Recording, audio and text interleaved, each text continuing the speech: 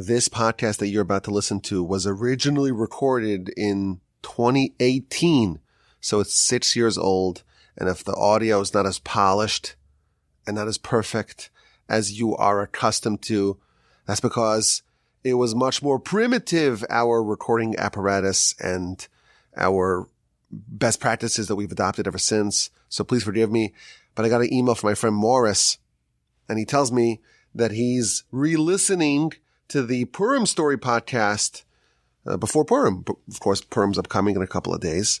So I thought, well, if Morris is listening to it, maybe someone else would want to listen to it as well. So I am hereby going to re-release it so you could enjoy it as you prepare for Purim, which is happening this year on Sunday.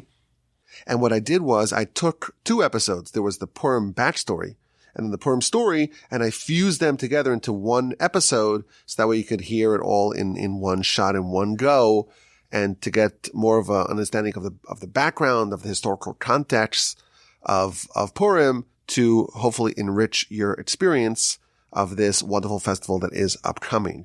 Now, because this is a merging of two episodes into one, you may hear references, oh, we're doing this one episode, we'll do the second episode later, and then you'll hear it, and it's like, well, no, it's not the second episode, it's all one big episode. That's the reason why, because I attached them I stitched them together. It's all one big episode. The first 35, 37 minutes or so it's the first episode of the backstory of Purim, and from there onward, it is the story of Purim. So I hope you enjoy it.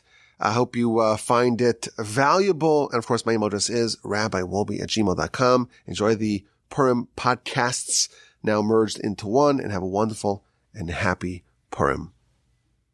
Purim is a holiday celebrated by Jews worldwide on the 14th and 15th day of the month of Adar. In the rest of the world, it is on the 14th day we celebrate it. On walled cities such as Jerusalem and its surrounding suburbs, it is celebrated on the 15th day of Adar. Now it commemorates the salvation of the Jewish nation from the genocidal ambitions and efforts of Haman and Achashveirosh and their cohorts in Persia. What I want to do tonight is tell the story of how the Jews ended up in Persia, living under the Persians in the middle of the Middle East. So we're going to try to do the backstory, setting the stage for the Purim story. How did the nation that conquered Israel, conquered Judea under Joshua, how did they suddenly end up under the auspices of Achashverosh and Haman in Persia? So the plan is that this week we'll tell the backstory of Purim, and next week we will tell the actual story of Purim as it is told in the Bible, in the Book of Esther, and in other classical sources of Jewish literature. I want to begin the story at the end of the first Commonwealth. The Jewish people, they enter the land of Israel after Moshe dies. According to Jewish sources, that is 1272 before the Common Era. They spend significant time quieting the local inhabitants that are there, the Canaanites, the 7 Canaanite nations under 31 kings, 31 city-states. For the majority of the beginning years, they have to deal with pockets of resistance and rebellion. But eventually, they have a certain degree of quiet and stability. And things really hit their apex when the first king, King Saul, is instituted, but really his reign passes over very quickly, and King David, the archetype, the prototype, the quintessential Jewish king, is installed as the king of Israel. He finishes the conquest of the land. He purchases and conquers Jerusalem, and under the leadership of Solomon, King Solomon, his son, the first temple is built. Now, we are going to pick up the story at the end of the first temple era. The first temple and the second temple both stand for roughly 400 years. One of them is 410 years. One of them is 420 years. The first is 410. The second is 420. And in the middle of the first Commonwealth of the first temple era, there's going to be a massive shift. There's going to be a schism, and the northern tribes are going to secede They're going to form their own country called the Northern Kingdom of Israel. The Southern Kingdom of Judah is going to be comprising the Jewish nation thenceforth. So our story begins in the 5th century before the Common Era. The 10 lost tribes of Israel, of the Northern Kingdom of Israel, are long gone. They were conquered by the Assyrians under Sennacherib, and they were resettled to parts unknown and replaced instead by a people called the Samaritans. At this time, the southern kingdom of Judah is still led and inspired by prophets. The most notable of them for our purposes is, of course, Jeremiah. But unfortunately, the overarching trend of the nation is downhill. Many of the kings, they embrace idolatry, and even during the reign of some of the righteous kings, there are vast swaths of the nation that spiral downhill towards spiritual erosion and idolatry. And the prophet Jeremiah, his career is marked by calls of repentance, as all prophets are, but also predictions of doom if the Jews don't right their path. The Jewish people have been in Israel for 800 years already. To them, they might as well be there forever. It's permanent. But of course, we're reading the Torah. There's many verses in the Torah that say that the conquest of the land and the settlement of the land is conditional. If the Jewish people uphold their spiritual stature, they get the merit to remain there. If they devolve, if they adopt the ways of the Canaanites, just like the Canaanites were evicted from the land, so too the Jews will be evicted. And that is Jeremiah's message to the nation. Repent quickly, reject, eschew idolatry, or else terrible things are going to happen. And he was not one to coddle or to comfort the nation. Only once the destruction actually happens, only then does he begin to comfort the nation. And he's not a very popular prophet. People don't like when they're told terrible things that will happen to them. They want to be given a message of hope. And the role of Jeremiah was to give them the brass tacks and to tell them what is going to be and to try to compel them to go back to God, back to Torah and away from idolatry. But sadly, much of his warnings fell on deaf ears. At the time, the ascendant empire was the Babylonian Empire, and they were committed to capturing the entirety of the land controlled by the previous mega empire, the Assyrians, and that of course included Judea. So what to do? Do we resist these new Babylonian conquerors? Do we submit ourselves to them, become a vassal state to them? So Jeremiah is of the opinion to submit to the Babylonians, to give in to them, to accept their rule. But the Jewish king, Jehoiakim, he decides to launch a rebellion against the Babylonians, which was very foolish. And you would imagine that his philosophy was, well, we have God on our side and we win every war because we're the Jews and we've been here for forever and no foreign invader is going to conquer us. But sadly, he was mistaken. And Jeremiah is publicly opposing this revolt, and he's prophesizing about exile, about dispersion, about sadness, about things all heading south. And he's even writing prophetically the book of Lamentations, the book of Echa, the book that we read on Tisha B'Av, the book that details and outlines the desolation of Jerusalem and the terrible things that happened. And for his trouble, he's flogged and he's arrested and he's imprisoned. And there's even death threats that he has to face. And there's imposters, there's fake prophets that are comforting the nation and comforting the king, saying, no, don't worry, nothing bad's going to happen to you. And they even take the scrolls of his prophecy and they burn them. As would be expected, this initial revolt is absolutely silenced by the Babylonians, but this does not lead to a total destruction of all of Judea. Instead, what they chose to do was to take the cream of the crop, take the leaders, the movers and shakers of the nation, And if you take that class away, the leaders are gone, that's very likely or more likely to mitigate the risk of future rebellion. And they figured, the Babylonians did, we're not going to destroy Judea, we're just going to take away from them the people who could potentially lead a rebellion, and that way we will ensure that a future rebellion will not happen. So the king is taken away, and many prophets taken away, and many people who ran industries, and all those people are taken to Babylon, and they're removed from Judea. A new king is installed, Tzidkiyahu, or Zedekiah, and he's there for several years. He's not really viewed as a very strong leader, which is probably the reason why the Babylonians chose him to begin with. But he, quite foolishly, he launches a revolt again against the Babylonians. It seems likely that he wasn't really the power player. It was more his advisors, but he agreed to have this revolt under his reign. Jeremiah again objects, and again he is thrown into prison.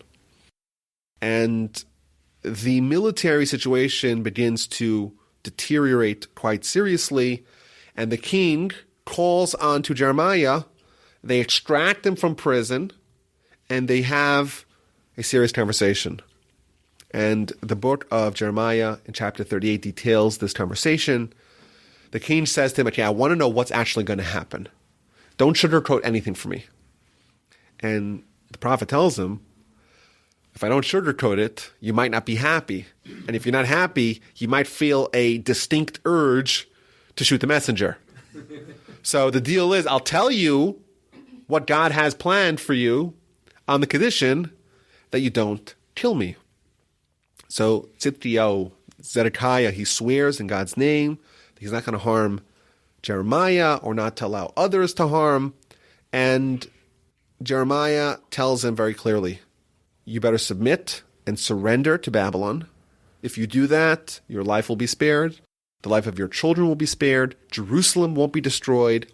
However, if you continue the revolt, the Babylonians will burn down the entire city, will destroy Judea, will take you hostage. Things are really bad. This is not quite what Tzidkiyahu was expecting, and he was worried that if this message goes out, that's going to disempower the revolt, and it's going to spread fear in the ranks of the troops, and therefore he makes Jeremiah swear not to reveal the contents of this conversation. He was worried there will be mutiny if this gets out. So he tells him, if anyone asks you what happened, what did we talk about, just tell them that we talked about other things. You tried to get out of prison, whatever. Don't tell them what you actually told me. And Jeremiah abides by this command, is returned to prison. The verse describes all the officers came over to Jeremiah. What were we talking about? What's the deal? And he told them the made-up story, and he was thrown back into prison where he remained until the Babylonians actually captured Jerusalem. Now, this revolt really ended very poorly for the Jewish nation, for Judea, for the king, for the temple, for everyone involved.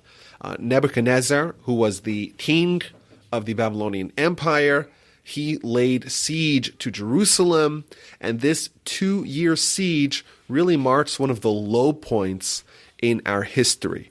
And if you read the Book of Lamentations, it outlines the terrible events that happened in Jerusalem, the mass starvation, resorting to cannibalism that happened during those times. I want to read you a quote from chapter 4 in the Book of Lamentations, the Book of Echa. The tongue of the suckling infant cleaves to its palate from thirst. Young children beg for bread, no one extends it to them. Those who once feasted extravagantly lie destitute in the streets. Those who were brought up in scarlet clothing wallow in trash. Their appearance has become blacker than soot. They are not recognized in the street. Their skin has shriveled to on their bones. It has become dry as wood. Hands of compassionate women have boiled their own children. They became their food when the daughter of my people was shattered. So this is a description of just terrible things that were happening in Jerusalem during the time of the siege. On the 17th day of Tammuz, the walls of the city were breached. In fact, we still, till this day, every year on the 7th day of Tammuz, there is a fast day to mark this point in the destruction of the temple. Thousands of Babylonians poured in through the city walls and began a month of slaughter. On the 9th day of Av, exactly 3 weeks later, the temple was set aflame. The temple was destroyed. The royal palace was destroyed. The vessels of the temple were looted. The city was burned to the ground. Now, King Tzidkiyahu, he had made some sort of plans to evade capture were such circumstances to happen. So he had a tunnel burrowed out of the city and away to the Jordanian Valley towards the Ein Gedi Yamamelech area, and that was his plan. Him and his family would escape. And he tries to escape, and according to the Midrash, what happened is the Babylonian soldiers were trying to capture a deer, and wherever they were tracking it, and the deer kept evading them. So they kept on following it until he led them, so to speak, to the entrance of the tunnel. And who waltzes out of the entrance of the tunnel? It's the king, it's his people, and they grab them. And in typical Babylonian cruelty, they first murdered his children in front of him, and then they gouged out his eyes, the eyes of the king Tzidkiyahu, and along with caravans of Jewish survivors are led in chains to Babylon. And this march is just one of the saddest marches in history. Jewish people, according to Jewish sources, have been living in the land. There's been ups and downs, of course, but they've been in the land for 852 years, and now it seems like it's all over. The prophet Jeremiah, the Babylonians did not want him to go and join the nation, and he refused to remain a free man while his brothers were being led in chains into slavery. And he tried to follow to see where they are, where's these roads that they're leading them to Babylon. And we're told in Jewish sources he came upon one road that it has streaks of blood going up and down. He knows this is the road to follow. And he looks on the ground in a very dramatic episode, and he sees small little footsteps of small children. And he stoops down low and kisses these footsteps. This is the future of our nation. Eventually he finds the captives, he embraces them, he cries out loud and weeps alongside them. Woe to you, my brothers and my people. How did such a thing terrible happen to you? Why did you guys not listen to my prophecy? You should have, instead of crying now, you should have cried then. 1 ounce of repentance before the destruction could have maybe staved it off. And he, with his tremendous love for his brethren, he takes the iron chains and puts it upon his own shoulders and identifies with them. But they arrive to Babylon. Many have died on the way. Many die once they get there. And we get, of course, a very vivid description of what happened to them along the way. Chapter, I think it's 137 of the Book of Psalms. On the rivers of Babylon, the Babylonians, they're trying to stir up a mirthful song from the captives. Sing to us like you sing in the temple. How could we sing the song of God on foreign land? And they take a pledge and an oath. If I forget you, O Jerusalem, let my right hand forget its skill. Let my tongue adhere to my palate if I fail to recall you. Very famous words that we still say today to mourn Jerusalem. If I fail to elevate Jerusalem above my foremost joy, such terrible things that they're saying, bad things should happen to me if I ever forget these moments. And thus begins the Babylonian settlement. The Jews are going to remain, or a contingency of Jews are going to remain in Babylon from that point until the most recent century, uninterrupted. Of course, then almost all the Jews are coalesced in Babylon. And though they are led to Babylon in chains, things kind of improve sort of rapidly. They're going to be granted for a large portions of their time in Babylon a certain degree of autonomy, of self-governance. They're going to have their go-between who is going to intermediate between them and the Babylonians, and they are going to be allowed to have their own system of laws and their own judicial system and courts. And moreover, those 10,000 Jews that were led into exile a decade prior, well, they got to Babylon, and they established a thriving Jewish community with all the needed infrastructure. And the Talmud points out that this is an example of God giving the antidote before the malady, that the remedy for the plight of the Jewish nation, where they're going to come to Babylon, and what's going to be with them? How are they going to have continuity? How are they going to have a community that's going to be able to thrive and absorb all these traumatized immigrants? What's going to be with them? Well, God says, okay, I'm going to send a contingency 10 years in advance, and they'll build whatever is needed to absorb the new immigrants and have a thriving Jewish life. Jeremiah tells them, you're going to be here for a while. Pitch your tent. Tells them to build houses, settle down, plant gardens, eat your fruit. This is going to be a place where you're going to be for a little bit. Marry women, bear children, take wives for your sons, give your daughters husbands, settle down. This is your new home. Get used to it.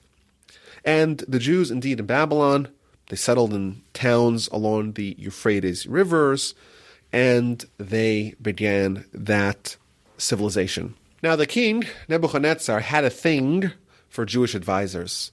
The Jews, as they are today, were quite capable, competent, quite clever, honest, and he selected a cadre of young Jewish advisors to be in his inner circle. Most primary among them is, of course, Daniel. But in addition, we have other prophets like Hananiah, Mishael, and Azariah, very famous Jewish leaders who also were part of the advisory board of Nebuchadnezzar. And they tried to maintain their Jewish identity and their Jewish life and their Jewish practice and their Jewish standards despite being in Nebuchadnezzar's palace. And there's a major event that happens in Nebuchadnezzar's life that's going to raise the prominence of Daniel, but also it's a harbinger of God's plans for the Jewish nation and really the world stage going forward. Nebuchadnezzar is going to have a terrifying dream. It's so terrifying and so vivid, but he's going to forget it when he wakes up. And in his dream, he sees a huge statue whose head is made of gold, its chest and its arms are made of silver, its thighs are made of copper, its legs are made of iron, its feet and toes are part iron and part clay earthenware.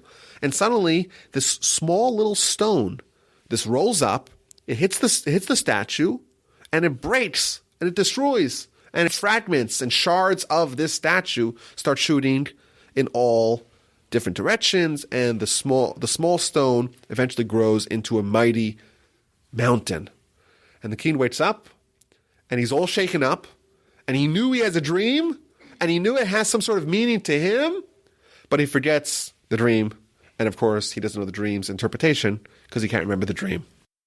Quickly, he calls all his advisors and says, okay, what did I dream last night? And what does it mean? And of course, all the necromancers and magicians and all the people there that were the soothsayers, they tell him, I'm sorry, O king, how are we supposed to know what dream you had last night and what it means? You can't remember it. How do you expect us to remember it? And he threatens them with a deadly ultimatum. He says, either remember my dream for me, or I'm going to kill you all. And Daniel, thanks to the Almighty, reminds him of his dream. Moreover, he interprets the dream for him. And he tells him, this gold head, obviously it's descending in stature. There's the gold and the silver, and then it goes downhill from that. The gold head, well, that's you. That's Nebuchadnezzar. You're the greatest king and the greatest empire. You have everything. However, you're going to be usurped. And there's going to be the next level, the silver chest and the silver arms. That's going to be the Persians and the Medes. They're going to be the successors to your great empire. And then the thighs made of copper are going to be the Greeks. And the iron legs are going to be the Romans who ruled with an iron fist. And the partly iron and partly clay feet, that's referring to the Christians and the Muslims, the other great empires that are going to be the next on the world stage. And all the offshoots, all the toes are the various other offshoot empires that are going to result from the Christians and the Muslims. And that tiny stone, that tiny pebble is going to roll up and take it all over. That's a reference to Messiah. The Messiah is going to come and overthrow all these mighty kingdoms and then establish itself, the Messiah himself, as the kingdom to rule them all. Duly impressed, Nebuchadnezzar promotes Daniel, but now he's a little bit worried. What's going to be? He just essentially accepted the prophetic interpretation of a dream that spelled the demise of Nebuchadnezzar and his empire. So he decided to have a huge statue of his own likeness erected and make everyone bow and to submit the nation, that to minimize the likelihood of rebellion, let's make sure everyone has it baked into them that we are totally subject to Nebuchadnezzar and we bow and prostrate ourselves before him. And of course, the Jews will have no part in it. And particularly the three other advisors, Hananiah, Mishael, and Azariah, they say we ain't bowing down to it. And Nebuchadnezzar says, you better believe you will. And he says, oh, well, we don't. Well, okay, I'm going to kill you all. We don't care. So he makes a fire in a furnace, and he heats it up to 7 times normal heat. And he takes these people, and he binds them up, and he chucks them into the fire. And the fire shoots out and consumes the soldiers that are leading Hananiah, Mishael, and Azariah to the fire. He doesn't care. We're going to watch him burn anyhow. But miraculously, they see in the fire, amidst the conflagration, there's not 3, but there's 4 figures. And they seem to be totally fine. They're remarkably unharmed. An angel was sent by God to go save these 3 heroes. And of course, Nebuchadnezzar now is a little shaken by this. He pulls them out and does no harm to them. And indeed, until this day, we remember and herald that event on Yom Kippur. We invoke this. God who answered Hananiah, Mishael, and Azariah amidst the fiery furnace, answer us as well. Now, after Nebuchadnezzar died, there were only 2 more Babylonian kings. And we see this again and again throughout history, is that an empire seems invincible. It seems like it will never diminish in stature and influence and power. But after Nebuchadnezzar conquered the whole world, there's only 2 more kings to follow him, to succeed him, and then the chapter of this empire will be closed. The 2 Babylonian kings are Evil-Merodach and Belshazzar, and indeed, Daniel's prophecy came true that Babylon is going to be removed and the Persians and the Medes are going to take over. And the leadership of this next cadre is King Darius of Media and King Cyrus of Persia. They're going to join forces, and they're going to begin a conquest of the Babylonian Empire. So they first conquer much of the Middle East, and then they do also take over Asia Minor, and they conquer all of Babylonia with the exception of the fortified city of Babylon. And the city is besieged for a long time by these armies. And then on one night, they retreat. And the king of the Babylonian Empire, Belshazzar, the descendant of Nebuchadnezzar, he's convinced that's it. The threat has been removed. They're going to return and Babylon will be spared. So he right away decrees, we're going to have a massive celebration. He calls all his advisors and he orders a massive feast. They pull out the temple's vessels that they had looted, his grandfather had looted, and they pull out all the concubines. It's going to be a revelry of debauchery. Everyone's going to celebrate. But amidst the celebration, the revelry was halted when everyone sees this disembodied hand appears, and it starts to write a message on the wall. And this strange message in a strange language, and no one seems to know what it means. It's in Hebrew, it says, Minei minei tekelu farsan. What does that mean? And everyone is bewildered. Everyone's frightened. All the advisors, of course, are speechless. And no one seems to know what to do. And the queen remembers there was this Jewish guy, Daniel, many years prior. And The king, Nebuchadnezzar, he had his dream and no one seemed to know, and he seemed to know all the answers. Maybe we call him. So Belshazzar calls him and says, listen, I'm going to give you everything you want, great honor, great riches, everything. Just interpret this message for me. And Daniel tells him, I'm sorry, I'm not going to accept all your rewards, but I will interpret this message. And he interprets it. God has counted the days of your kingdom, and he's going to destroy it. You were evaluated, and you were found guilty. Your kingship will be broken up and be given to Media and Persia. And indeed, that very same night, these two powers under Darius and Cyrus, they broke into the city in Babylon. Belshazzar is assassinated either by them or by his own people.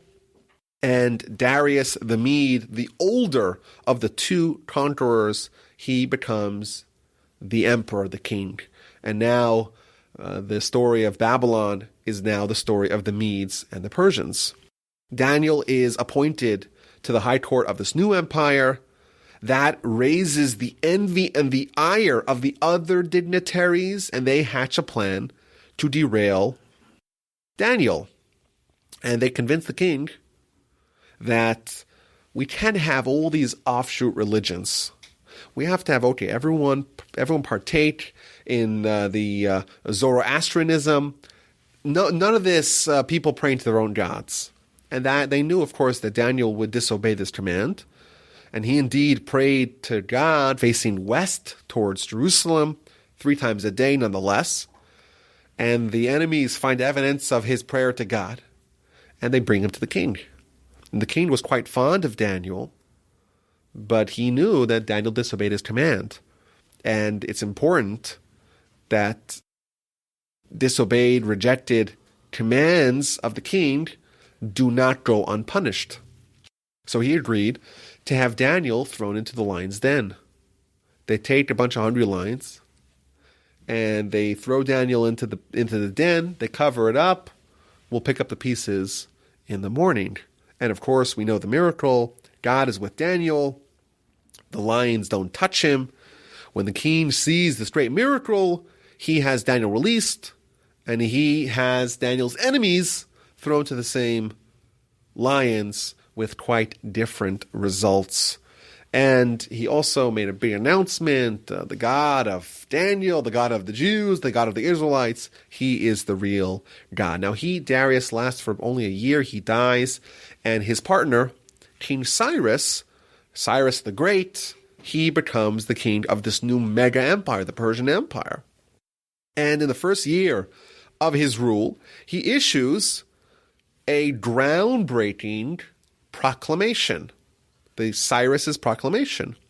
And we know this is not only from Jewish sources, but we know this from secular sources as well, that King Cyrus made a proclamation throughout all the lands of Persia to allow all the people that were conquered by the previous Babylonians to go back to their original homelands. The way it is presented in chapter 1, the very beginning of the Book of Ezra, who's going to be one of the great leaders at the end of this intermittent period between the first and second temple, it reads as follows.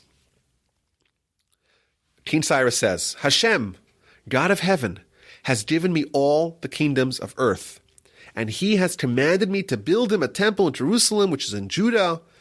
Anyone among you from his entire people, may his God be with you, and let him go up to Jerusalem in Judea, and let him build a temple of Hashem, God of Israel. He is the God, which is Jerusalem. So he's essentially telling the Jewish people, go back to Israel, back to Judea, and go rebuild the temple.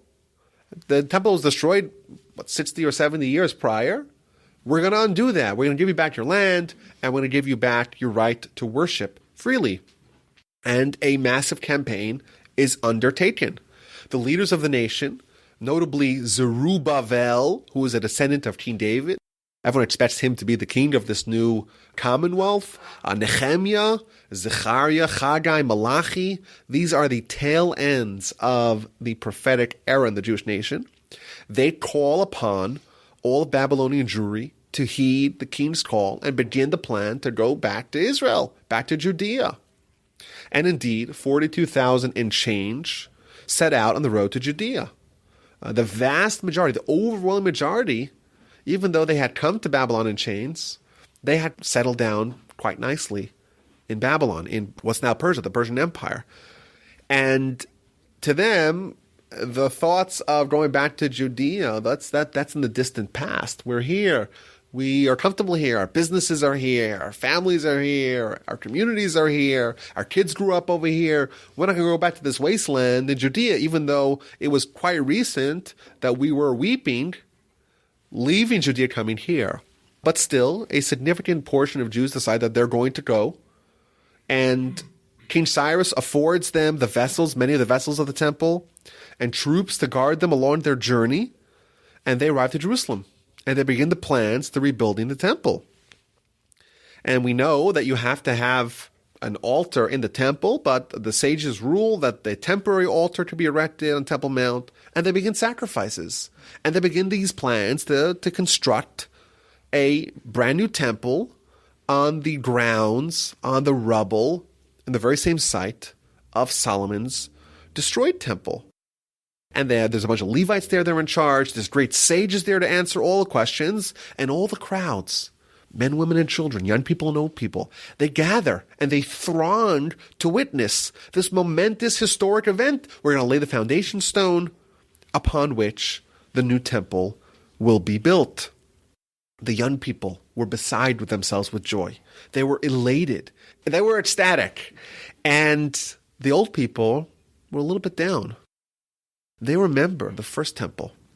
And the first temple had a splendor and a glory that is going to outweigh the heights of the second temple. But sadly, the construction is going to be halted.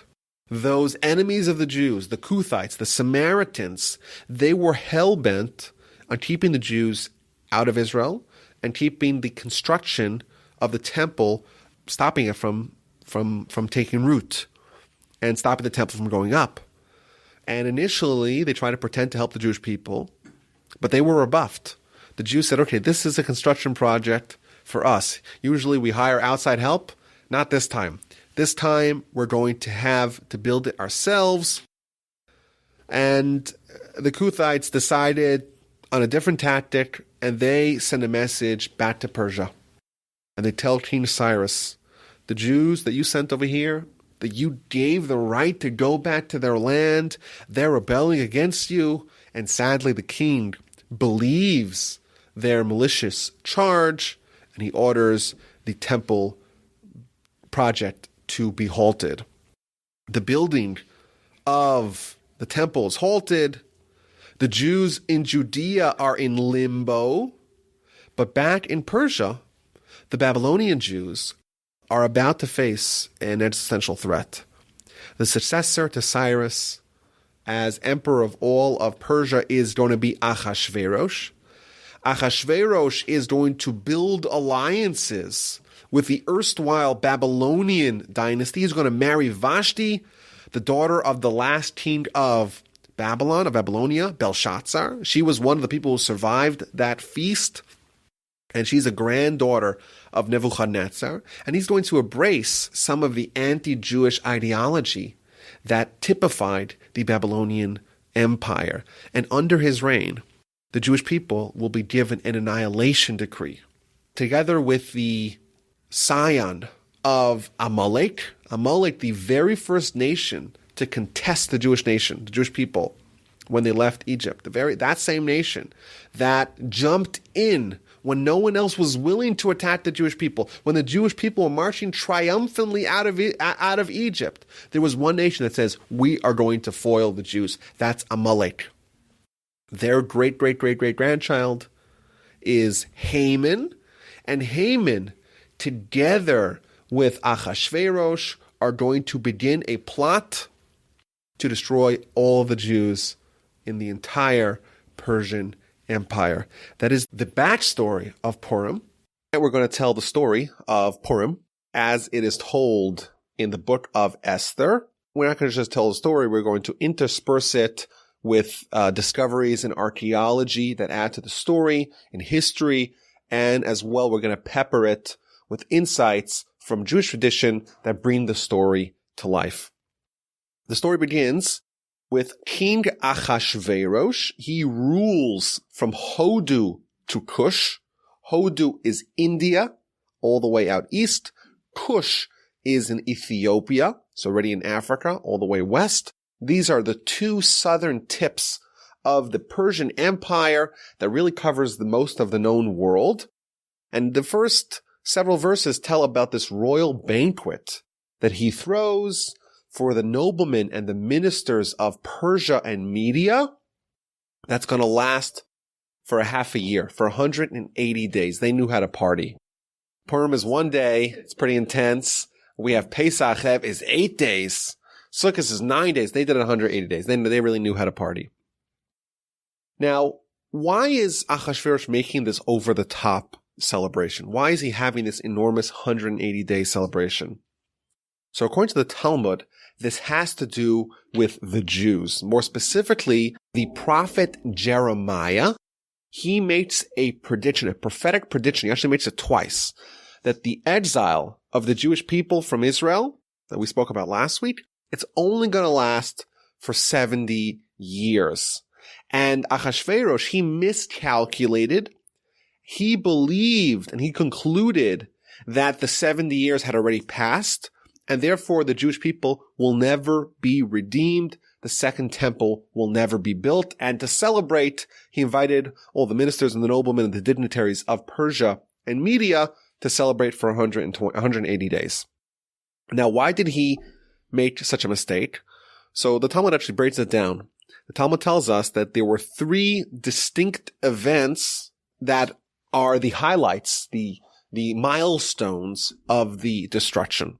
So the first stage was the ascendancy of Nebuchadnezzar and the rise of Babylon, of Babylonia as an empire. Nebuchadnezzar conquered the city of Nineveh, which was the center of the Assyrian Empire, and that he did, according to Jewish sources, in the year 440 before the Common Era. And then he became the empire and the emperor that controlled the whole world. Several years later, the Jews in Judea rebelled, and the king Yechonio, along with 10,000 of the best and brightest of the Jews, were led into exile into Babylon. But Judea was not destroyed. Jerusalem was not destroyed. The temple was not destroyed. The Judean monarchy was not destroyed. And the majority of Jews still lived in Judah, in Israel. 11 years later, there was a second rebellion, and that led to the destruction of Jerusalem, burning the city to the ground, slaughtering countless Jews, burning the temple, destroying the palace, and taking the rest of the Jews in chains to Babylon. So there's 3 distinct events. Number 1, the rise of Babylon. Number 2, the first exile of Yechonio. And number 3, the destruction of Jerusalem. Now, Jeremiah makes 2 prophecies. In the book of Jeremiah, in chapter 29, he describes that the redemption will happen 70 years after the ascendancy of Babylon. So if Babylon reaches the world stage in the year 440, then in the year 370 before the Common Era is going to be the first redemption.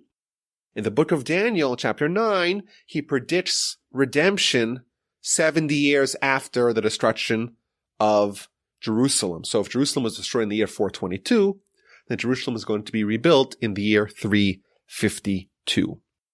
That's how the Talmud reconciles these 2 differing opinions as to when is this 70-year timeline.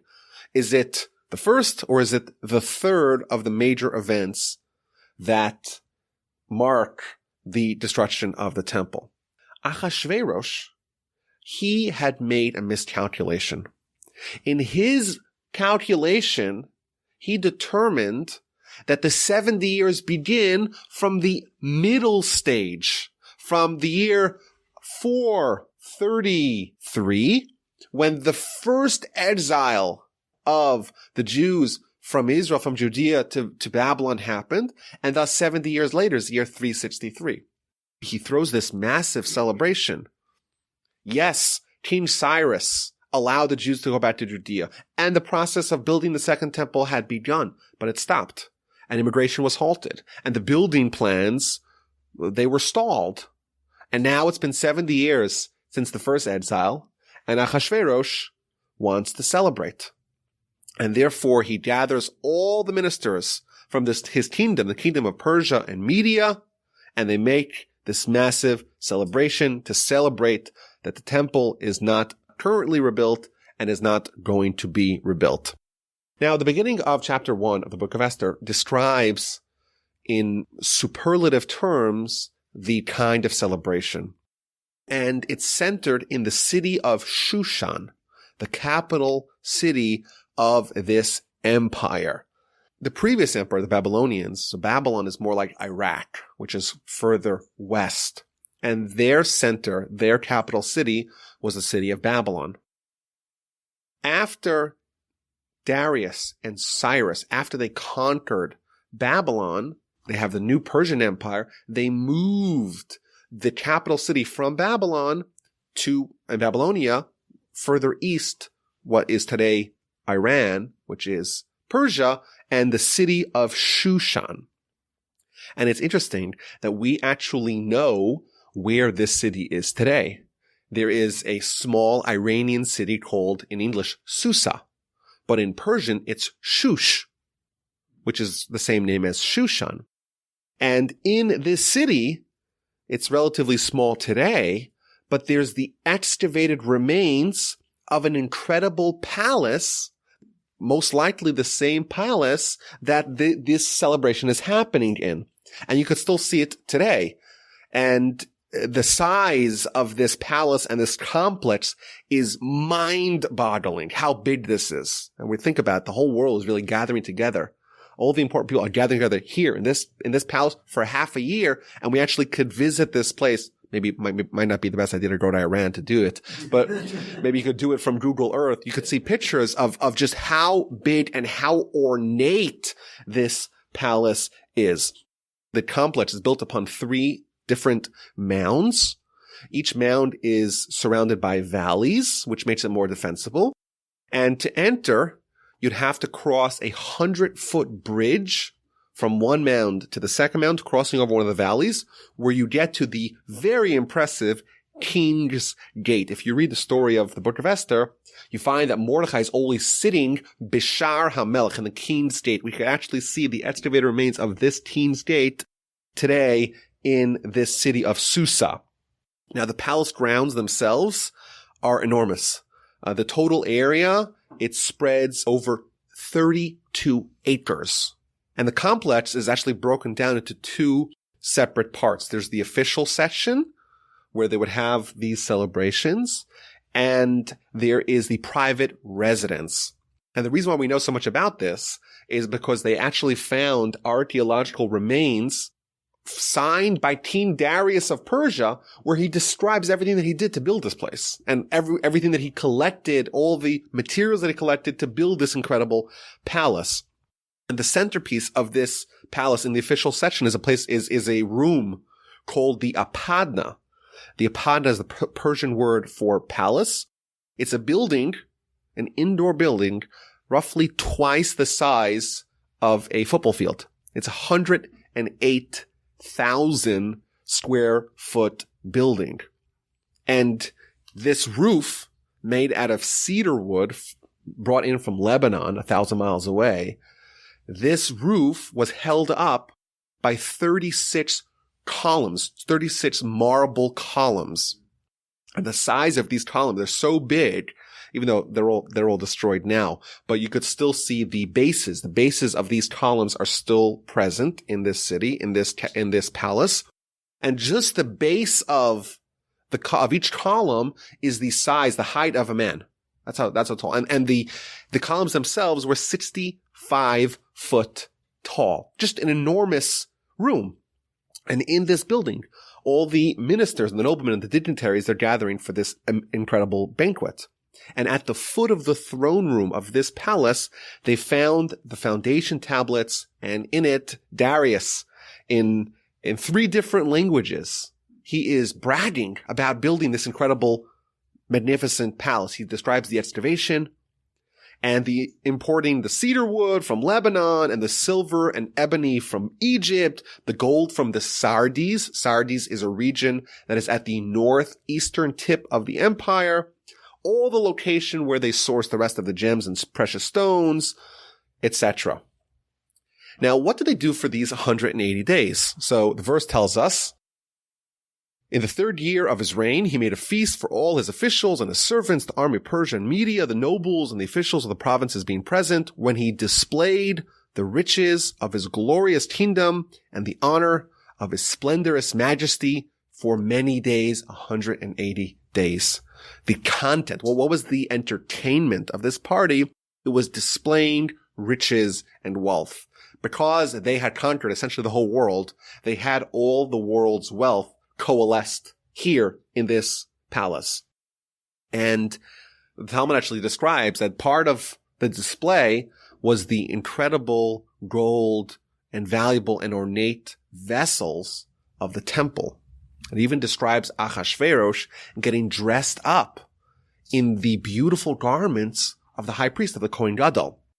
But it also goes on to describe that this was not just Achashverosh having a good time. Everyone's drinking from goblets of gold, and they're sitting and reclining on couches that are made of gold. Every person is drinking wine sourced from their region. It's just an incredible display of wealth and riches. And it's interesting that we also have other verification of these claims of riches. We know that the Persian Empire did not last very long because another empire swept through them like a knife through hot butter. That is the Greeks under Alexander. And we still have today records that the Greeks kept of all the wealth that they had plundered, all the booty that they had taken from the captured Persians. So the Greek historians document that when Alexander conquered Shushan, he found 40,000 talents of silver. A talent is about 70 pounds. Just multiply 70 pounds times 40,000, an incredible amount of silver. In another city, Persepolis, where they had another palace, another Persian palace, the Greeks describe that they needed 20,000 mules to carry away all the treasure that they had plundered. Here it talks about in the first chapter of the Book of Esther, it describes all this fine cotton, all the turquoise wool, all the cords of linen, all the garments were very beautiful and very vast. The Greek historians describe that when they conquered Persepolis, they found 150 tons of purple wool. Purple was always a color associated with royalty because the only way to make it was you had to kill an animal that was purple. They had no artificial dye to make things purple, and therefore it was very rare, and they had 150 tons of purple wool. Moreover, the Alexander's general, he sent a list of captured spoils to Alexander, and it included roughly 5,000 pounds of golden cups. So here we see in the Book of Esther, it's describing everyone drinking from golden cups as if they're water, as if everyone has it. And we know that indeed there was an incredible amount of golden cups that were captured. So they're having this great celebration, 180 days, plus 7 days for the people of Shushan. And the king, he is riled up on the last day of the party. He wants to end it off with a bang, and he is totally stoned. And he decides that he wants to bring in Vashti to settle a dispute. The Talmud tells us in the book of Megillah, it was the 7th day. And because it was the 7th day, it was Shabbos. And on Shabbos, the Jewish people are praying and studying, and they're not partaking. Whereas the Gentiles, they're still partying. And what do they do when they get drunk? They start comparing women. So you have all the noble women from Persia and all the noble women from Media, and they're having an argument. And the Persians say, well, Persian women are the most beautiful. And the people from Media say, well, the Mede women, they're the most beautiful. And Achashverosh is in the middle of it. And his wife is Vashti. Vashti is the daughter of Belshazzar. Achashverosh was the one who created alliances with the previous Babylonian Empire. So his wife is not a Persian and not a Mede. And he's upset that everyone's claiming that their wife is the most beautiful when in reality it's his wife. And he's going to prove it. He sends a message to Vashti. I want you to appear in front of the assemblage wearing your crown. And wearing your crown to the exclusion of any other garments. And she refuses. She doesn't want to appear in the nude in front of all of these people. Now the Talmud tells us that there was actually a miracle that happened. She was indeed very beautiful. In fact, the Talmud makes a list of the 4 most beautiful women ever, and among that list is Vashti. And she would have been very happy to display herself in front of everyone. The problem is that the Almighty made all kinds of blemishes and leprosy sprout up all over her. So she had a terrible acne. And she was so embarrassed of how she looked, she tells Achashverosh, sorry, I'm not showing up. And Achashverosh just summoned in front of everyone. All his friends are there. Everyone's there. Everyone who matters is there. And he is rebuffed by Vashti. What to do about such intransigence? So he calls over the great rabbis. And he tells them, what should we do? What do we do with Vashti? And the Talmud describes that the rabbis were in a pickle. If they say kill her, tomorrow he might regret his decision and pin the blame on them. If they say let her off the hook, well, he might be mad at them right now. So you don't have a solution. They told him, listen, since the day that the temple was destroyed, we lost our ability to judge properly. We can't judge it. Why don't you have your people judge it? Go to the people, go to your advisory board. So he goes over to his advisory board. They decide very clearly, well, she besmirched her husband. We have to replace her because you know why? All the women are going to be empowered. She said no to her husband. All the women will follow. Everyone's going to suffer. And Achashverosh, you're going to be the one who brings this new attitude to the empire. Can't happen. We have to kill her and replace her with someone better, which indeed is what happened. And they made an official rule that is irrevocable. You can never change this rule. Vashti will never appear before the king. We're going to find a replacement. It's interesting that at the end of the chapter, it mentions that they sent messages to all the reaches of the kingdom. Each country, according to its language and according to its script. And this is indicative of the attitude that the Persians had. The Persians, unlike the Babylonians before them or the Greeks that came after them, they were very tolerant of allowing people to maintain their culture. So they didn't force the conquered people to adapt and adopt the Persian language or the Persian religion or the Persian script. They allowed them to maintain that. Whereas, as we know, the Greeks, the central tension that happened between the Jews and the Greeks was the fact that the Greeks wanted to infuse the Jewish nation, their conquered people, with Greek ideology and Greek culture, which is anathema to Judaism. But the Persians, they were quite tolerant and they allowed the people that they conquered to live as they have done previously. And according to Jewish sources, this really is where the problem happens in this story. The Persians were welcoming to the Jews, and they allowed them to partake in this big party. Jews are invited. Well, there's 2 kinds of enemies that we can have. We have the enemy that says we're not invited, and we have the enemy that says that we are invited. And each one is a different kind of threat. When we're made a pariah and we're disincluded, that's one kind of problem. However, when we're invited and we're welcomed in, there's a second kind of problem that we're going to lose our identity. And we're going to forget that we're special and we're different. And we thrive when we stand for what it means to be Jewish.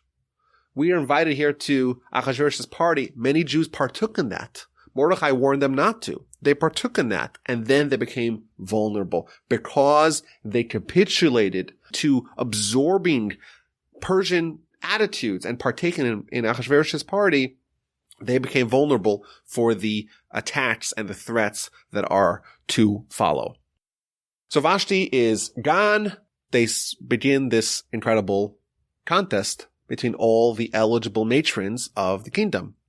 They send messengers to every part, every region, find the beautiful women, and send them to Shushan.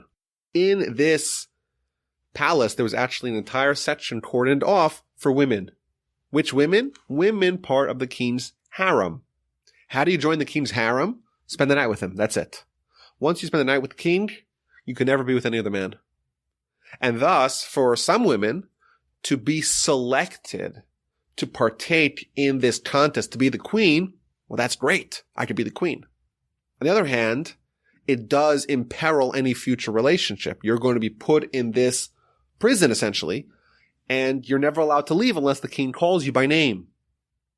So women were incentivized and disincentivized to partake in this contest, but they were given a choice. And one of the women swooped up is a young girl by the name of Hadassah. Her Persian name is Esther. She is the niece of Mordechai. Mordechai is one of the leaders of the Jewish people. And he was one of the people who had come 70 years prior with Yechoniah. He was a part of the Sanhedrin, part of the Torah leadership class of the Jewish people. And he was swept away to exile to Babylon, and now he's under Persian rule. And there's a knock at the door. Esther has a summons. She has to partake in this contest. And Mordechai gives her one rule. Don't reveal your identity. Don't tell them you're Jewish. Alternatively, he tells her, don't tell the people of the palace that you are a descendant of King Saul. The first king of the Jewish people was the King Saul. Esther is a direct descendant of King Saul. She has royalty in her blood. And that makes her a much better candidate for queen. What Mordechai is telling her, you don't want to be queen. Because if you're queen, what's going to be with your Judaism? Therefore, don't tell them that you are actually quite eligible because you are a descendant of royalty. As fate would have it, Esther is brought there. She meets Achashveirosh. Achashverosh is enamored with her, and right away he places the crown upon her head. This young Jewish girl is suddenly at the seat of power in the whole world. She is now married to the king. And the Talmud tells us that chapter 2 really represents a theme that we see throughout Jewish history. Bad things always happen to us, but we're always saved. We're always an inch away from annihilation, and somehow we survive. And the Talmud tells us over here in this chapter that the Almighty always prepares the remedy before the illness. The Jewish people were not threatened quite yet. But even before Haman's ascendancy and his genocidal plans for the Jewish people, Esther is already well placed to save the Jews. That's the first thing that happens in chapter 2. The second thing that happens in chapter 2 is that Mordechai foils an assassination attempt on the king. There were two of the king's counselors and advisors, Bigthan and Seresh, and they hatched a plan to assassinate the king. It's interesting that we actually found archaeological remains which list the king's advisors, and amongst those names are Bigthan and Seresh, the same people that appear in our book. They plan to kill the king. Mordechai overhears their plan. He reveals the plot to Achashverosh. It's investigated. It turns out that they are indeed planning a palace coup, and they are hung. And in the book of the official records, it is inscribed that Mordechai saved the king. And this too will be very important later on in the story, because this is another element that's going to bring about the eventual salvation of the Jewish people.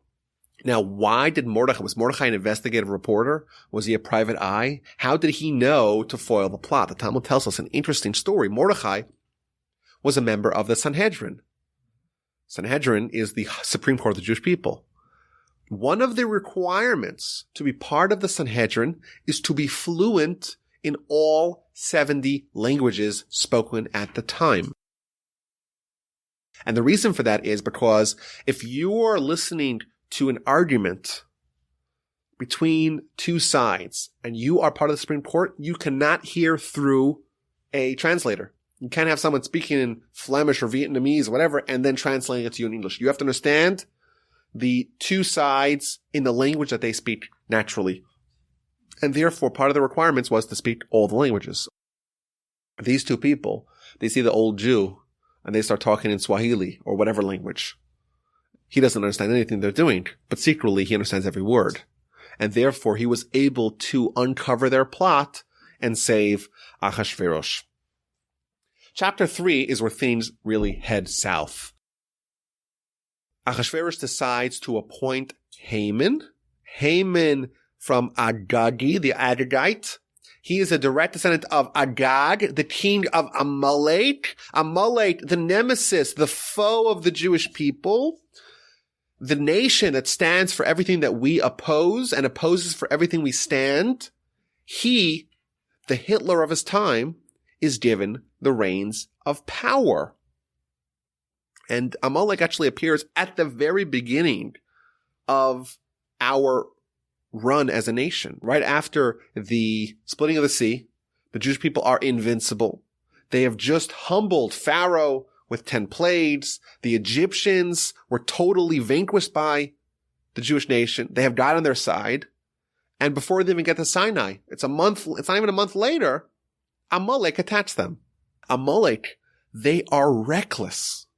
All they care about is destroying us. They cannot be reasoned with. And they don't care if they suffer along the way. And it describes, imagine you have this really hot bathtub. It's piping hot. No one's willing to jump in. No one wants to scald themselves by jumping into the furnace. Amalek says, I'm in. I don't care. Even at great personal loss and personal peril, if it means to attack the Jews, where do I sign? And we see this in the modern incarnation, or at least the 20th century's incarnation of Haman and the Amaleks. We know that the Nazis, they diverted resources away from their own war efforts, away from the efforts that would save Germany, or at least save the war effort, just kill the Jews. And many of the historians, most notably Paul Johnson, who wrote A History of the Jews, it becomes clear that the only rationale that the Nazis, that the Hitlerites had to invade Russia, it wasn't for the Lebensraum, it wasn't for the living space. What it really was is because there was 5 million Jews in the Soviet Russia that Hitler wanted. By doing that, he opened up himself to a two-front war, and eventually he lost everything. But that is the Amalek ideology. The Amalek ideology is, I'm going to kill the Jews, even if it means that I myself will die. The Amaleks are kamikazes with respect to the Jews. Now, Saul, he had made a very costly blunder that costed him his monarchy and actually led to this whole story.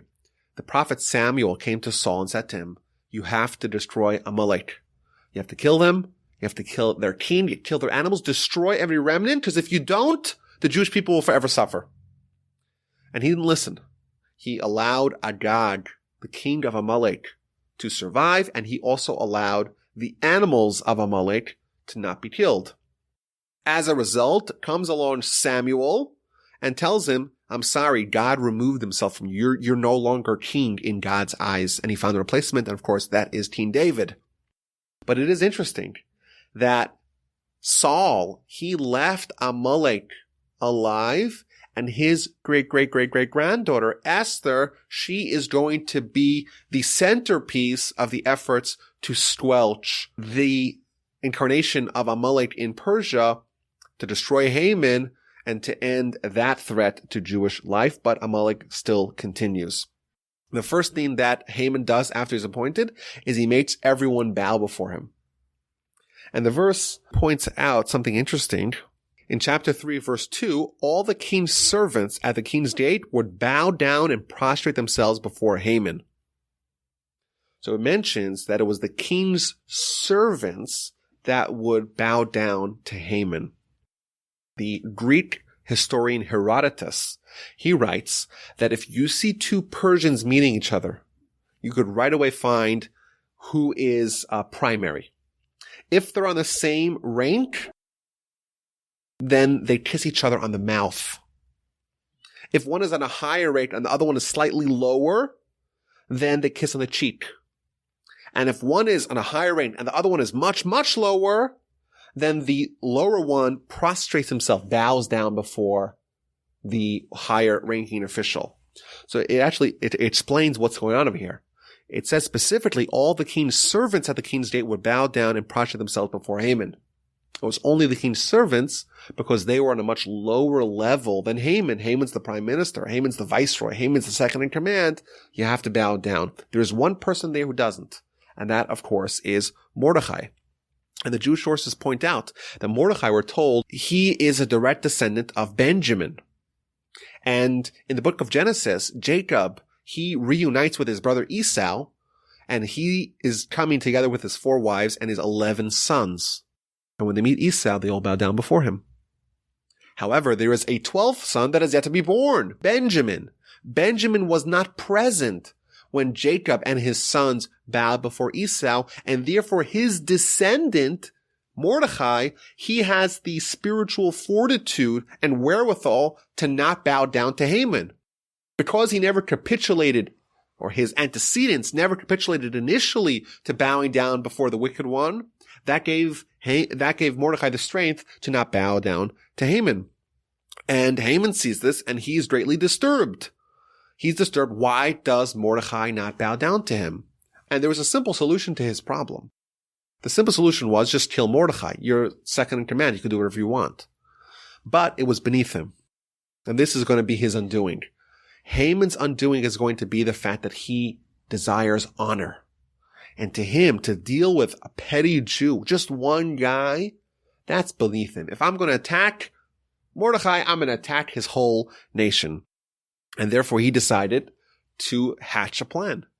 He takes his dice. Dice in Persian is pur. And he spins the dice and he's trying to find out when is the optimal time to destroy and annihilate the Jewish people. And he lands on the 13th day of the 12th month, the 13th day of Adar. Incidentally, Adar and all the names of the Jewish months are actually the Persian names of the months. And he decides that that's what he's going to do. On this day, we're going to kill all the Jews in one fell swoop. He goes over to the king and says, I have an idea. Listen, there's this one nation. It's kind of small. They're not so impressive. They're not so powerful. They're scattered throughout the land. You don't really need them. Let me kill them all. Oh, are you worried you're going to lose some taxes? I'll more than make up for it. I'm going to give you 10,000 talents of silver, roughly equivalent to 300 tons of silver, and that will more than make up for it. And Achashverosh finds out these are the Jews, and he says, you know what? Kill the Jews and keep your money. I don't need your money. I'm in on this as well. And the Talmud tells us that really, who were the ones who were standing in the way of the Jews? There were 2 co-conspirators. Of course, there was Haman, who initiated the plot, but Achashverosh was as much of a contributor towards it as Haman was. And the Talmud illustrates, you have 2 neighbors. One of them has a ditch that he wants to fill, and one of them has a mound that he wants to get rid of. And each one of them can help each other. Each one of them has a problem that can only be solved by the other one. So Haman says, I want to fill up my ditch. I'll pay you for your dirt to fill it up. Achashverosh, he has a mound. He wants to get rid of it. No, I don't need money for it. Just help me get rid of my problem. And therefore we could both solve each of our own problems. And they send letters again to every nation, sealed with the signet of Achashverosh, that this day is going to be a day designated for destruction of the Jewish people. They will not be protected by anyone. Do with them what you wish. All the anti-Semites all over the empire gleefully greet the news. We have a couple of months, and then this menace will finally be gone. On the 13th day of Adar, we're going to kill them all. He gives over his signet ring to Haman. You stamp it. It's official. It's the law of the land. This is what's going to happen. The Talmud teaches us a very powerful lesson.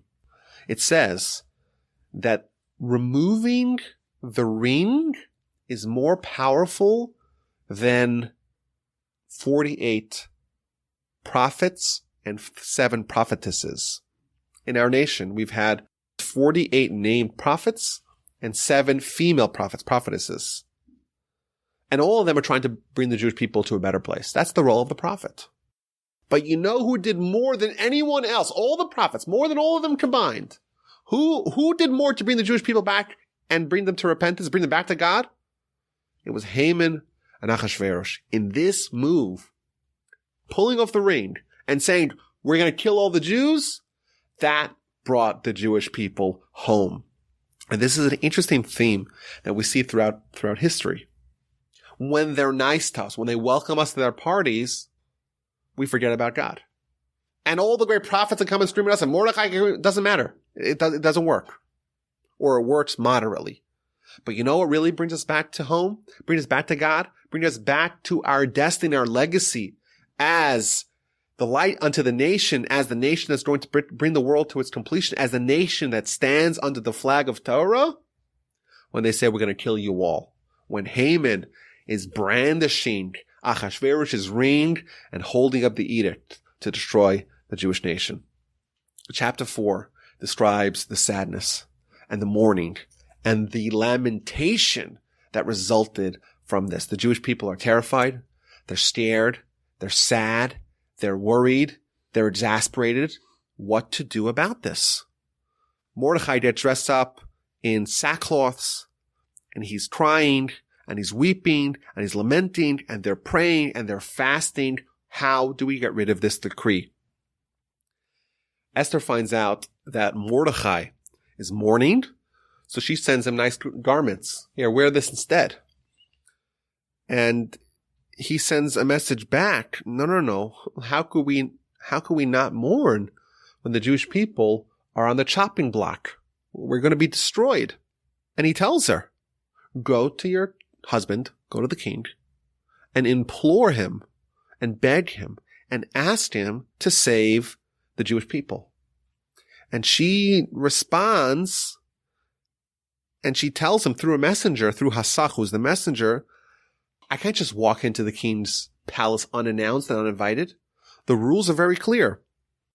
All the king's servants and the people of the king's province know that any man or woman who approaches the king in the inner court who is not summoned, his law is one, unequivocal, to be put to death, except for the one to whom the king shall extend the golden scepter.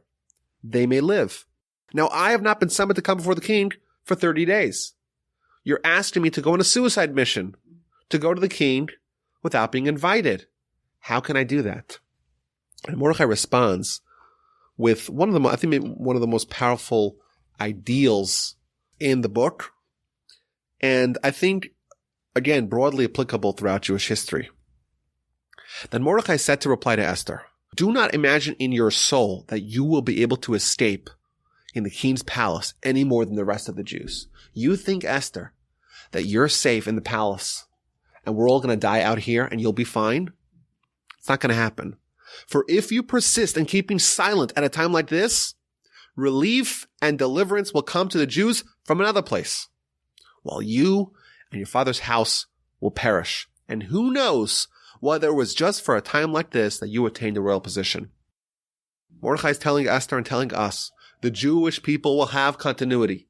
Every time we're threatened with existential damage, we will be saved. God promised it to us many times, and history has borne that out. The only question is, who is going to be the one to do it? Esther, he tells her, you were placed in the palace. You were selected out of the myriads of girls because of this opportunity that you're going to be granted. You're going to be afforded an opportunity to save the Jewish nation. Don't lose it, because if you do, we're still going to survive. The Jewish nation will live on, but you will have blown your opportunity, and you and your family's house will be destroyed forever. Esther agrees to go, provided that the Jewish nation fasts and prays for 3 days that the mission should be successful. Chapter 5 tells about this encounter. On the third day, Esther donned royalty and stood in the inner courtyard of the king's palace, facing the king's palace, while the king was sitting in his royal throne. The king noticed Esther standing in the courtyard, and she found favor in his eyes. And the king extended to Esther the golden scepter that was in his hand, and Esther touched the golden scepter. Okay, the first hurdle has been cleared. Esther is not going to be killed on the spot. It's interesting, in Persepolis, that other palace in Persia, they actually have a sculpted relief in the stone of King Xerxes, which according to many opinions is actually the same Achashveirosh, and thus the Persian name, the Greek name that we assigned to him, Xerxes, is actually Achashveirosh in Persian. There's a sculpture of him holding a very long, thin scepter. Probably the same scepter that's being described in our story. Okay, Esther, what do you want? Asks Achashveirosh. I'll give you up to half the kingdom. And the Talmud tells us that what really he's subliminally telling her is, I'll give you almost anything, but not everything. There's one thing that's halfway through the kingdom I'm not going to give you. And what's that? That's the temple. And the Talmud tells us the temple's right in the center of the world. Thus, if Achashverosh controls the whole world, what is right in the middle of his kingdom? Jerusalem and the temple. I'll give you up to half the kingdom. Everything, but not Jerusalem, not the temple. And she says, no, I don't want that at all. All I want is a party. We know you like parties. Let's make another party. I want to invite you and Haman to a feast that I'm going to prepare for him.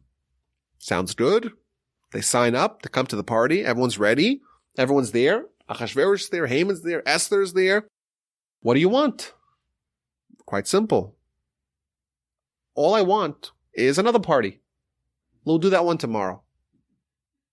Sounds great. Okay, what does she really want? I guess we'll find out tomorrow. And this is really the high point of Haman's life. Out of the entire world, the two most powerful people, Achashverosh and Esther, they have a party. Who do they invite? They invite him. And he is beaming. He is on cloud 9. And he is so excited. And not only that, they invited me tomorrow to another party. Unbelievable. And then he walks out. Everyone's bowing down before him. But he sees all the way in the distance, he sees Mordechai not bowing down. And he gets consumed with rage. He's boiling. He knows that there's a few months till they destroy all the Jews.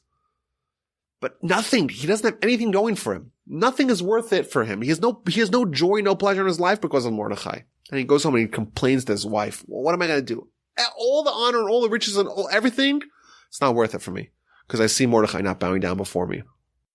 She tells him, what are you talking about? You have a problem. Hang the guy and forget about your problem. He finally agrees. We're going to kill Mordechai's people in several months. We're going to kill Mordechai really soon. He builds in his backyard gallows that are going to be 50 cubits high, towering above the whole city. We're going to hang Mordechai there soon. And he just needs to get the king's approval, and he goes back that night to visit the king. Now, simultaneously, the king is tossing and turning in bed. He's having bad dreams. He can't fall asleep. Now, why can't he fall asleep? So we know from Greek historians that to dine with the king, with the Persian king, was very unusual. Either they dined alone or with close family. It was almost unheard of. It was almost unheard of when someone, a foreigner, even a high-ranking official, would dine together with the king. And the Talmud writes that he suspected a conspiracy. Esther's there, and Haman's there. Haman, of course, is power-hungry. This is what they want to do. They're plotting together to kill me, and they're lulling me into a state where I'm vulnerable. But then Achashverosh says, wait a minute, I have lots of friends. And if there's this intrigue and there's conspiracy to kill me, someone should have told me about it. It must be, concludes Achashverosh, that the people don't believe that I'm good. They don't believe that if they reveal the plot to me, I'll reward them. There must be an instance where someone tried to save my life and successfully did that, and I didn't reward them sufficiently, adequately, and therefore no one finds it important to tell me because no one has any incentive to reveal the conspiracy to me. So in the middle of the night, he gets up and he calls over the archivist or the archivist. And he tells him, I want you to find the story where someone saved my life and I didn't pay them. And he's flipping through, and what does he find? Mordechai. Mordechai saved Achashverosh from the assassination plot of Bigtsan and Seresh. And how was he rewarded? Asks Achashverosh. He wasn't. He wasn't? We got to do something about that. And as he's figuring out what to do, there's a knock on the door. Who's there? Haman's there. Haman wants to come kill Mordechai. Haman says, okay, I have a very important question. Wait, before you start, I need your advice. What should I do for someone that I want to honor? So Haman is like, oh my gosh, this is exactly what I've been asking for.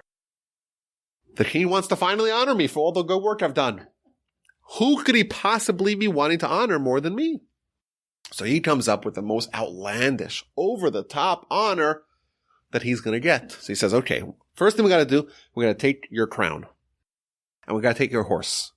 And we have to put the crown on the person, and we have to give him your horse. And we have to take the highest ranking official to parade him throughout the streets, to announce in front of everyone, so shall be done to the person that the king wishes to honor. Achashverosh says, you are incredible at this. I'm going to accept your plan. Sounds amazing. I want you to go to Mordechai, the same person that Haman has been planning to go in this conversation to ask Achashverosh to kill. Go to Mordechai and do for him exactly what you just described without changing a smidgen of the plans. Nothing. Exactly the way you did it. And because you're the highest official, you're going to be the one to lead the celebration. Mordechai, of course, is still praying and fasting. And he sees Haman there. Haman, of course, is coming to kill him, right? Wrong. Haman came to give him a ride. Mordechai tells him, according to the Talmud, that, listen, I've been fasting for a long time. I'm very weak. I can't get onto the horse. I need you to be a human footstool so I can climb on you. And he climbs on him, and the Talmud describes, he gives him an extra kick to add injury to insult, and he has to parade him throughout the whole town, announcing, so shall be done to the person that the king wants to honor. Along this route that he takes throughout the whole city, he passes his own block, his own street. And his daughter, she sees this amazing procession coming by, and this resplendent character with the crown on his head is on the horse, and the poor guy in front of him is leading him. So she concludes it must be that this is the final insult being levied to Mordechai. He has to lead Haman throughout the streets. So she's all excited, she's fired up, and she decides she's going to pour some trash over Mordechai. So she finds all the trash, and she dumps it right there, right below them, all on the head of the guy leading the procession. I got Mordechai. And then Haman looks up, and she sees, I just dumped all the trash on Daddy. And she gets consumed with guilt, and she jumps off, and she dies. So Haman now stinks. He's all sweaty from this procession. He's covered with the trash that his daughter threw upon him, and he's mourning for the death of his daughter. So he's smarting from humiliation, reeking and disheveled, and the people come. We have a party today. Remember the party that you signed up for yesterday? Second banquet? Gotta get there right now. Everyone's waiting for the king and the queen are waiting for you.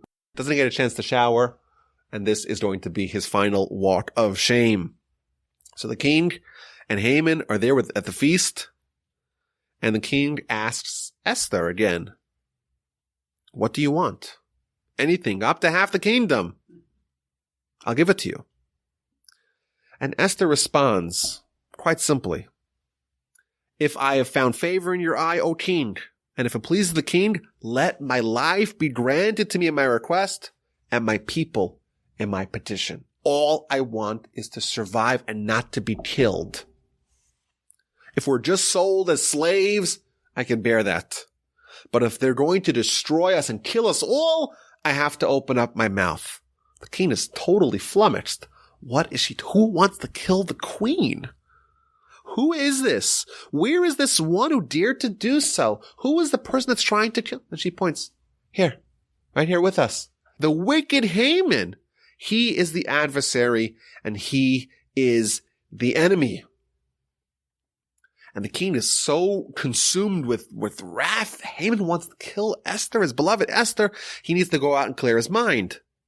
He goes outside and clears his mind, and Haman, he has no choice. He knows that this does not bode well for him, so he starts prostrating himself before Esther. The king walks back in, and he sees Haman collapsing on top of Esther. He's like, oh, you're going to steal Esther from me as well? And a third thing, Charvona, one of the king's advisors, pulls the king outside and says, see that huge gallows? That is the gallows that Haman had erected to hang Mordecai. Mordecai, who saved the king's life, Haman wants to kill him. So in a fit of impulsivity, like he had shown prior when he killed Vashti, Achashverosh says, okay, we're going to hang Haman on those gallows, and Haman is marched away. Chapter 8 tells that now the tables have turned. The famous words that we say, V'nahapachu, it's been turned on its head. Everything bad that had planned to happen was good. Haman had built these gallows for Mordecai, and he himself was hung there. Mordecai assumes the role previously held by Haman, and Esther goes and says, okay, we have a decree outstanding on the 13th day of the month of Adar that all the Jews are subject to being killed. Let's amend that. We're going to switch it, that the Jews can now kill their enemies. For months now, the enemies of the Jews have been sharpening their swords and getting ready for the day where they can finally destroy the Jews. They have been removed from obscurity. Everyone knows who the anti-Semites are, and those same people who had been planning to kill the Jewish people on that day are themselves going to die on that day. Chapter 8, verse 16 describes the joy and the jubilation and the glee that consumed the city. The Jews had light and gladness and joy and honor. La Yehudim hayta orav simcha v'sason v'ikar, says the Talmud. What does this mean that they had light and joy and gladness and honor? Light is a reference for Torah. Joy is a reference for a festival, for a holiday. Gladness is a reference for the circumcision, and honor is a reference for the tefillin.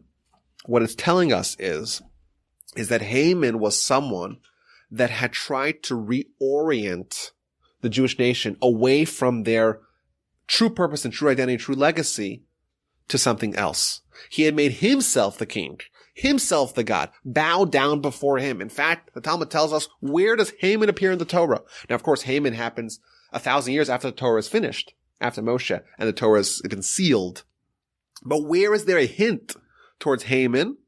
And it finds a hint to Haman in the story of the sin of the Garden of Eden. Hamin ha'etz asher tzivisicha. God says to Adam, did you eat from the tree that I told you not to eat from?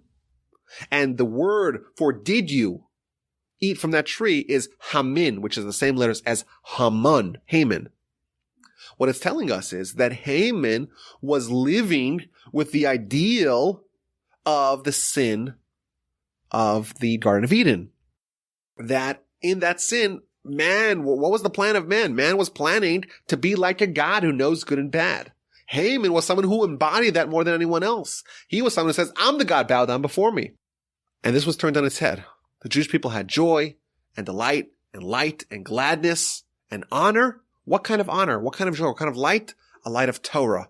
A light of recognizing that we have a special connection with God, with the Bris Milah, and what we stand for, what we herald, is the Torah and everything that it means. On Purim, we remembered that man is not a God.